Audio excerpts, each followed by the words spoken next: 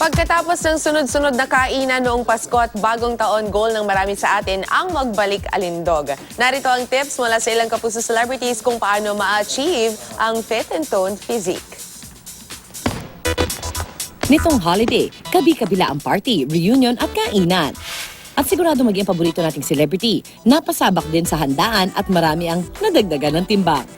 Paano nga ba muling ma-achieve ang sexy body na inaasam? Sundin ang tried and tested balik alindog tips ng inyong mga kapuso stars. Balik alindog tip mula kay pambansang abs at isa sa mga leading men ng upcoming primetime series na Meant to Be na si Jack Roberto.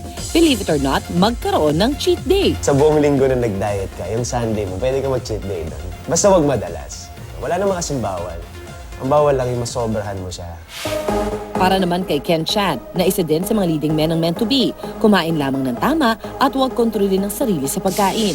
Kumain lang tayo kung anong gusto natin, pero alam niyo yung limitasyon lang. Hindi mo kailangan kumain ng sobrang konti o kumain ng parang magkakasakit ka na dahil sa pagpigil mo sa pagkain. Wag.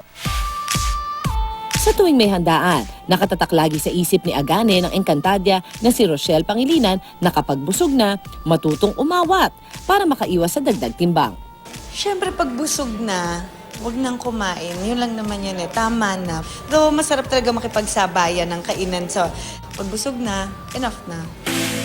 Sikreto naman ni alias Robin Hood star Andrea Torres sa kanyang sexy body, isang diet plan na kaya niyang sundin for the whole year. Kung magiging crash diet lang siya, mas magigain ka ng weight. Kasi kapag bigla kang nagtakaw isang araw, dire-diretso na yun. Pero ang pinaka-importante sa balik alindog program ng ating mga celebrities, exercise. Kahit 3 times a week lang na gym, hindi naman kailangan super pagod. Okay lang na pahirapan mo yung katawan mo, pero wag masyado para kaya mo siyang i-sustain. Sabi kasi nila 70% diet, 30% exercise. Siyempre exercise, kailangan yun para mag-tone yung muscles. Kaya mo yan, kapuso. Pero tandaan din na wala makakatalo sa confidence at pagmamahal sa sarili. Happy morning!